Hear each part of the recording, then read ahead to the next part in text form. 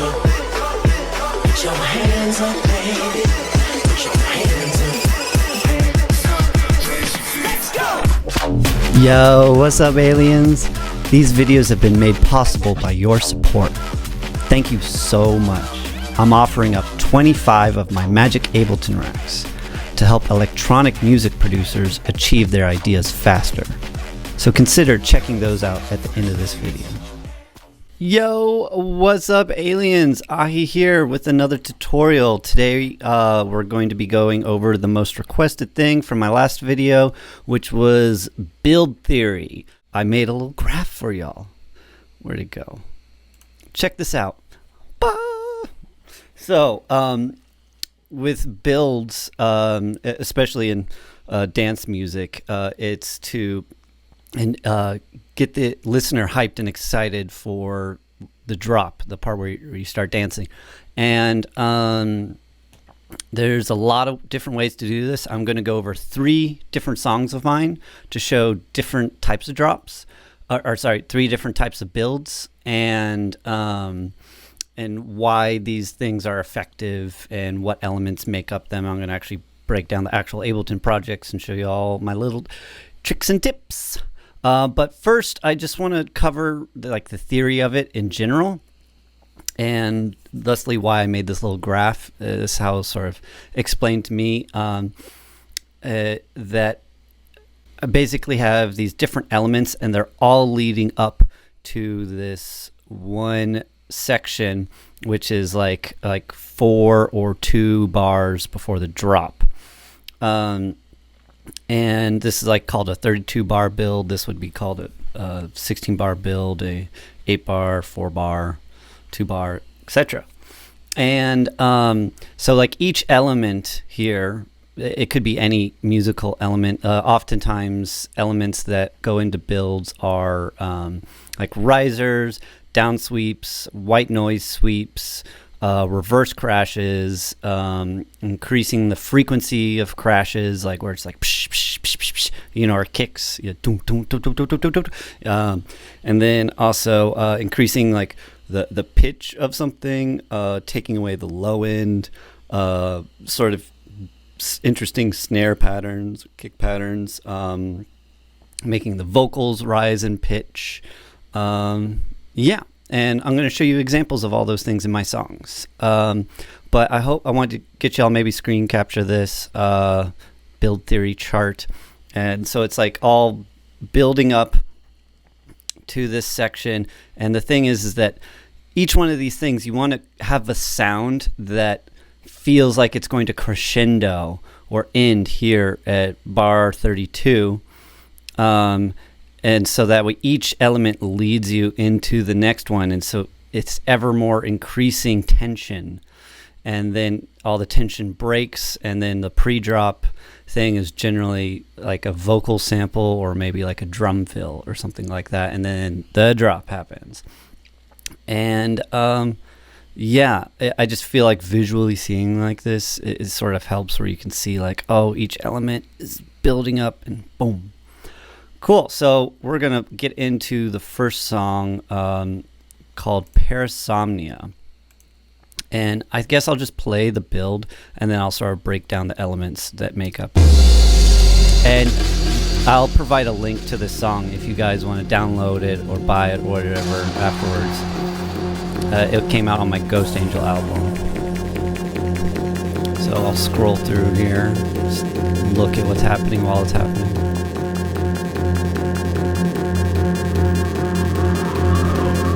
This is a 32 bar build. I'm sorry for any CPU drops.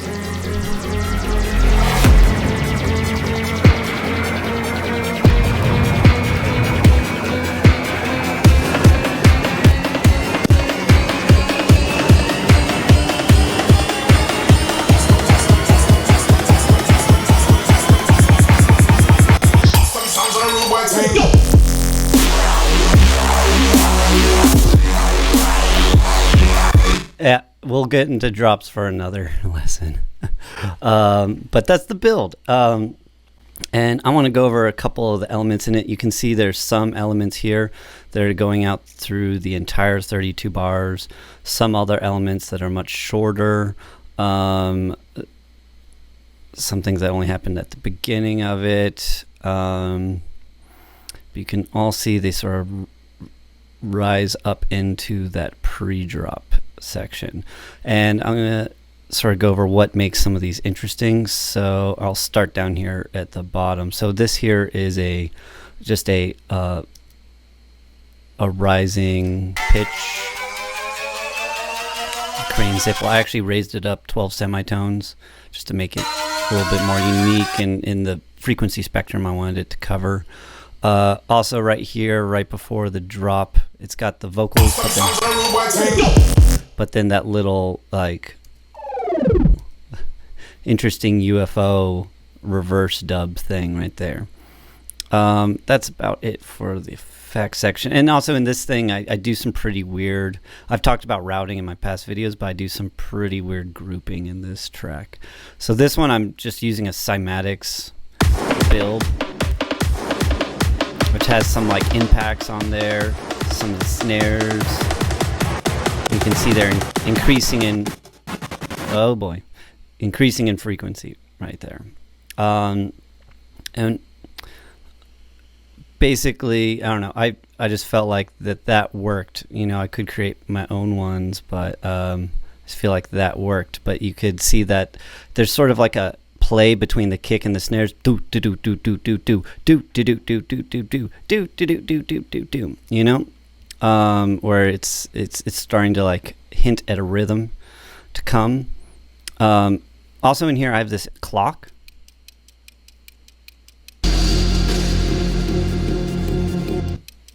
I felt like, you know, it's a little cinematic there. And these are sort of grainy, delay-ish elements from the last section, which was like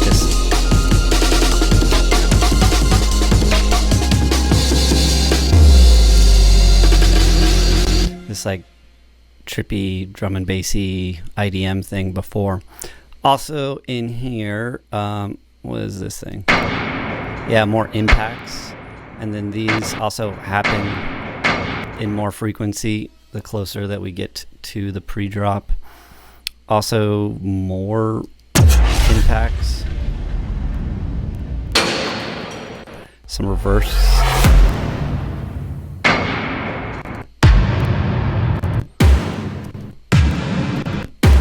There's a lot in there. Then also, this is probably the most classic form of making a build, is increasing the frequency of the kicks. But I mean, like how often they happen. And I'm also filtering it. Yeah, see, it's got a low pass filter, and then it's opening up there, and it's got one final open thud right there. Oh, and also there's this impact right there along with them, which I felt like, yeah, really nailed it. Is there any effects on the group here?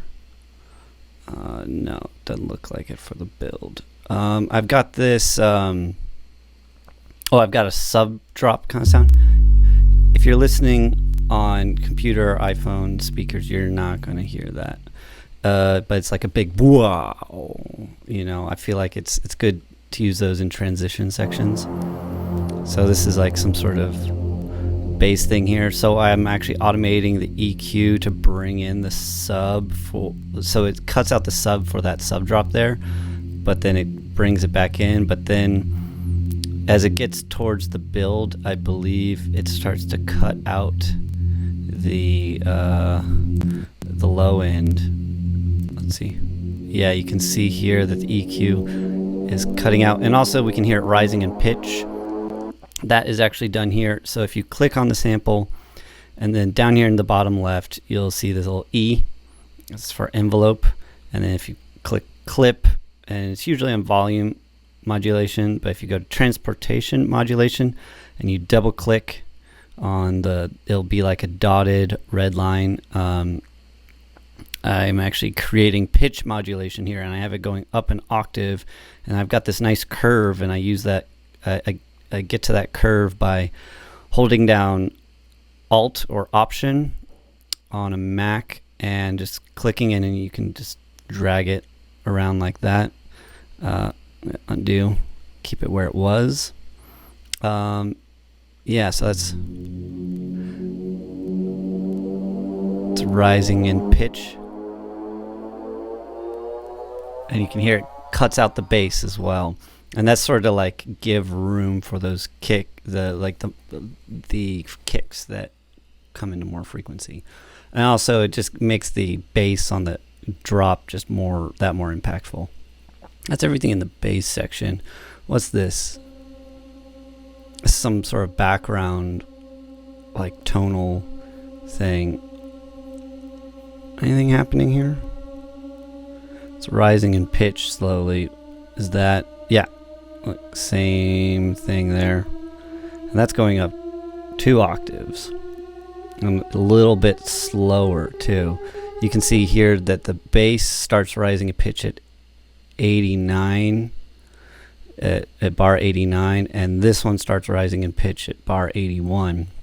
And it took a little time to like figure out how to get it so that way they both sound good rising in pitch together, because sometimes you don't want to have 2 risers that are like a semitone apart or a couple semitones apart. You want to make sure that your risers like line up with each other, otherwise it'll just sort of sound weird, unless it doesn't.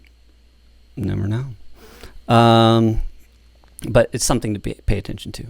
Here I've got increasing frequency of these sort of reverse vocal yells, and they're all rising. Okay, so on this, something to note before I get into all this is that I have this thing called the Sound Shifter, which is a Waves plugin, and it is basically you just go up in pitch. You can go up an octave with this thing, and so I have it automated here on the vocal effects group, though I have way more than vocals in this group for this song.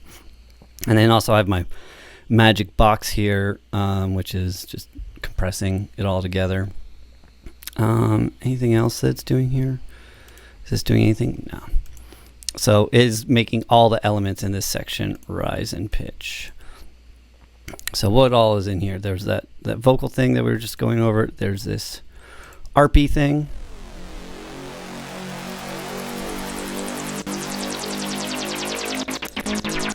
Oh, sorry.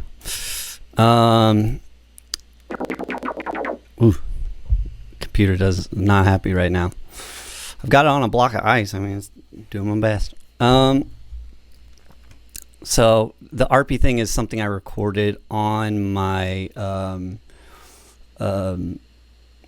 what's it called? My Prophet X. It's like an analog synthesizer, and so I'm slowly opening up the filter. You can barely hear it in there, but it's there. And now this sound starts all the way at the beginning, and I've EQing it open, so it's like that little in the background just adds a little bit more ambiance and character to it. Now also here I've got an operator that's playing like this arpeggio, and you see it's got a lot of reverb on it right here, and I'm automating the reverb to be less and less, and then as it gets towards the drop it gets more and more. Also it's increasing in volume here. 2 interesting things to note. And then it'll start, once it reaches 81, it will start rising in pitch along with all the other elements. Yeah, it's unfortunately that Waves plugin that's sort of making everything glitch out. Robovox. So yeah, this is that thing that goes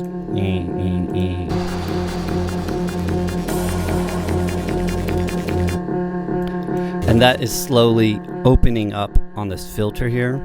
I've got the robot maker on it, which I've shown in several of my videos. And then it starts rising in pitch here. I'm going to turn this off for now, even though it's a big function.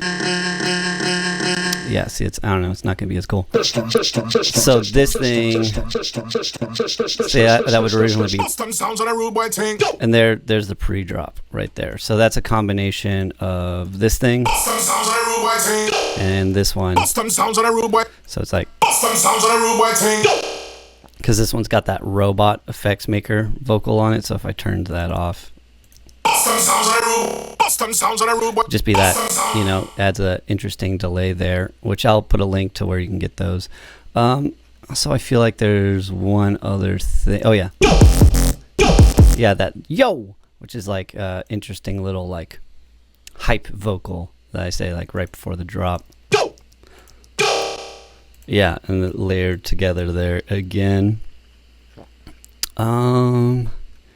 Any other interesting elements? I think that is the majority of this one. All right, cool. Next, I'm going to get into another project of mine here in a second. Let's do it. Okay, so here we are on my second project. This one's called Too Much Facebook. It's also off the Ghost Angel album. I'll put the link below. But I'll play the build and part of the drop, and we'll go over this. So this one is, so the last drop or the last build was like a, what I'd call like a long hard build, and this one is like a more subtle one. It's very short, and you'll see why subtle. Check it out.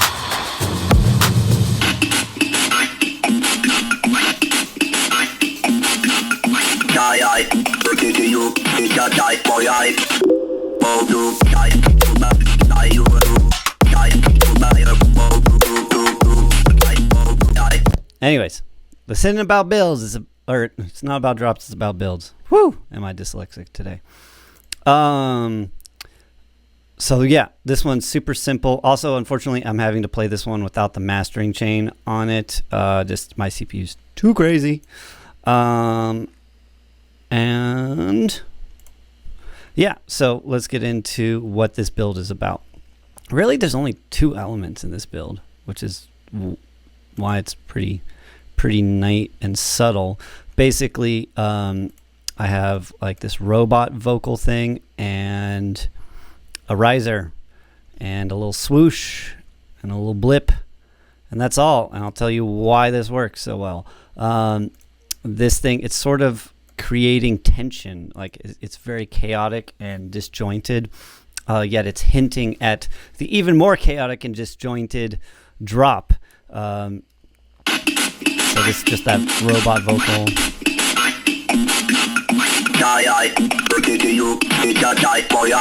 Facebook blip. And then so that's sort of like the pre-drop. It's like a quarter of a bar pre-drop. So this whole drop is just 4 bars. Yeah, pretty wild. And then there's that little Facebook bloop. It's got a lot of reverb on it. Yeah, that vocal's pretty much, yeah, I've got some vocal processing on it, EQing, mastering, limiting, some side chaining, but that's not for the riser. Okay, so here's the other thing in the build. So this is just like a cymatics riser, just because it worked really well for this.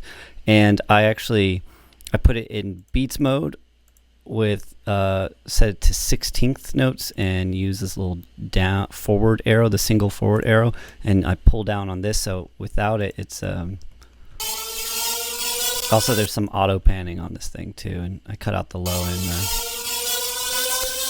So it's just like a straight riser, but I felt like that was like too straightforward, and so if you pull down on these, and I'm going to go down to 42, you can start to, it like chops it up by whatever you set it to. You could do 30-second notes, you know. But I have it here at 16, and I just thought that was like a nice subtle way to hint at a riser without it just being a straight stereotypical riser. And then here I've just got a little white noise sweep. That's, or sorry, yeah, just a reverse white noise sweep there. And I just feel like, yeah, super simple, pretty much only 2-3 elements there for that build.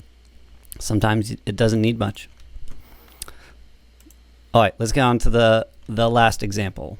All right, here we are with the third example. This one is unreleased as of now, but it's coming out later this month on Play Me Records. It's a drum and bass song, one of my first, and it's made with a didgeridoo, which is pretty neat. And I'll play it's called Hyperface, and I'll put a link down at the bottom of where you can pre-save this on Spotify if you guys want to get it when it comes out later this month. Okay, so let's listen to the build. Hopefully it will play, and let's do it.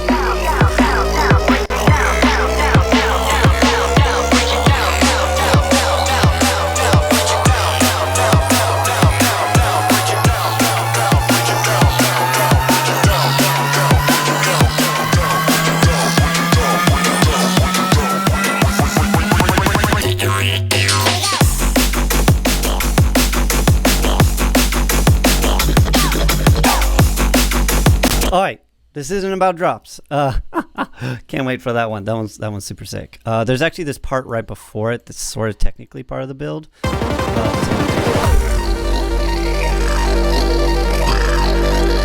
big didgeridoo and arps right there. And then it goes into that part. All right. So let's see what is going on in this track. Here, I'll start here at the bottom. One, there's just a big old riser throughout the whole thing. This is from a previous song of mine. Yeah, it's just slowly rising throughout the whole thing. It's going up probably like 3 octaves or something like that. Starts off here. Yeah, say about 3 octaves. And that we can hear that this effects section is being sidechained by the kicks. Yeah, that's something worth noting. Also here, there's an increasing amount of crashes as it goes on. There's some white sweeps, and then I changed the pitch of them. And then I reverse one and also change the pitch of it again, and that goes into this like pre-drop section here. What else do we have? So this drum section, is this so I have 2 different sections, a top drums and a kick and a snare section. With the top drums, this first section, that's muted. Let me highlight this. It's actually being filtered in.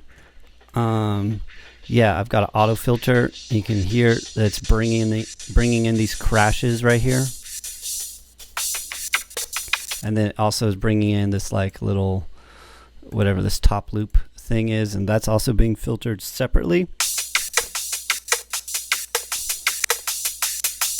Yeah, and I sort of chopped that up to be more on the downbeat the further it goes on, and then also in this section there's like a little fill. Right before the drop, it's like, yeah, nice little lead in there. So on the kick and snare part, this section is being filtered in as well. And the reason why this is so effective is because it's like hinting at what's to come, which I think is a big part in dance music, is to, like when you're transitioning from one section to another, always to like have some sort of element from that new section being hinted at in the previous section. So right here, it's like it's creating a foundation of what the drum rhythm's gonna be like, and it like gets people excited, but it's not like the full blown thing. And then right here it gets that typical increase in kicks. Yeah. what else is going on. So here the didgeridoos. I think, what do we got here? So this is rising in pitch through the transposition modulation, and then and then it's just I had it. It's not a perfect octave, but I had to do some fiddling to like make it rise in both of these clips seamlessly from one to the other. Because like in this clip, oh look, yeah, it's got like a pitch down, pew, and it's just like that. What's this sound? Yeah, and that sound's obviously got a lot of reverb on it. Is the reverb doing anything? No, it's I cut. This is pretty important. I turn off the reverb right here at the pre-drop, and also I turn it off here at the drop, and by here it's already gone away, so it just gets turned back on for later. But yeah, that's a big thing, turning off your reverbs right before the pre-drop, like automating the on off or the dry wet for those. I feel like, you know, it really gives a lot of space for that pre-drop vocal to occur in. What's this sound here? See, this is, not only am I hinting at the rhythm, I'm also hinting at the rhythm of the bass line. So this is, I guess, some pre-wub section. Reverb's not doing anything, but you can see this filter slowly opening up. And can you hear it? You can't really even hear it in the build at all. It's just like slightly there in the background. Sorry, the CPU is crazy. Yeah, and then right here at the pre-drop, I've got this sample of my friend saying didgeridoo through a didgeridoo, which is just sick. So perfect for this track. And then this is just a sub process version. This one's cutting out all the sub and processing the highs, and this one is just that low end, and I process that. Not much processing on that, actually. Just making sure it's got that nice subtone. And then what's this thing doing? Yeah, I'm putting the sub in mono. That's more mixing kind of stuff, less about the build. Oh yeah, I've got the kick on the side chain here for the build as well on these guys. So that's this section. Yeah, it starts to chop away at it there. Also here I've got the ARP sound. That was also recorded in the Prophet X. And I think I used the sound shifter. That's probably what's freaking out the CPU right now, actually. Yeah, it's just, it's like an ostinato ARP. So ostinato just means it's like vamping on it's just repeating the same key. And so it's like creating that tension because you want it to go somewhere else.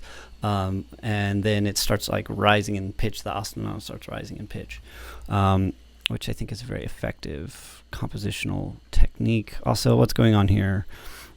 Oh yeah, as it's rising, couple things are happening here.